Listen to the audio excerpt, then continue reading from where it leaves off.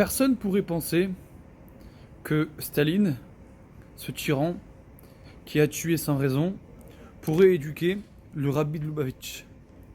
Alors, pourquoi est-ce que Paro, qui est un tyran, qui a tué des milliers de juifs, qui a asservi pendant 83 ans tout le peuple juif et nous a fait souffrir, pourquoi lui a-t-il éduqué le plus grand prophète de l'histoire, Moshe Rabbeinu?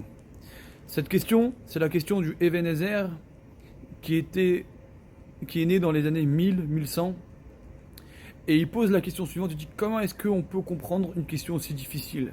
Le plus grand prophète de l'histoire qui nous a accompagnés pendant 40 ans dans le désert, qui a détruit le pays le plus puissant qui est l'Égypte, a été éduqué par un tyran, il n'a pas assisté à des bar mitzvot, des brit milot, des repas de Shabbat, il a vécu avec un homme qui l'idolâtrie, les meurtres faisaient partie du quotidien. La réponse du Even Ezer est extrêmement belle et peut nous permettre à nous de réfléchir à notre quotidien. C'est parce qu'il fallait que Moshe ait ce qu'on appelle Ruach Gavoa. Il fallait qu'il vit avec un homme, qu'il prenne des décisions pour un royaume dans son intégralité pour pouvoir après nous faire sortir d'Égypte.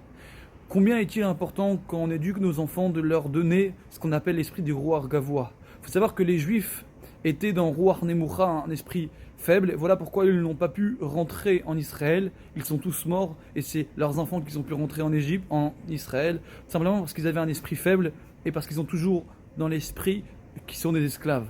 Pareil, nous, si on veut que nos enfants soient des leaders, des personnes qui peuvent prendre des décisions, Dieu a voulu que Moshe vive avec un roi pour avoir l'esprit de royauté et pour pouvoir diriger après et retourner le couteau de Paro contre lui-même. Pareil, nous, si on veut que nos enfants, dans leur vie, ils vont loin, ils se développent et ils croient en eux, à nous d'être intelligents et de leur donner cet esprit fort de croire en eux et voir grand.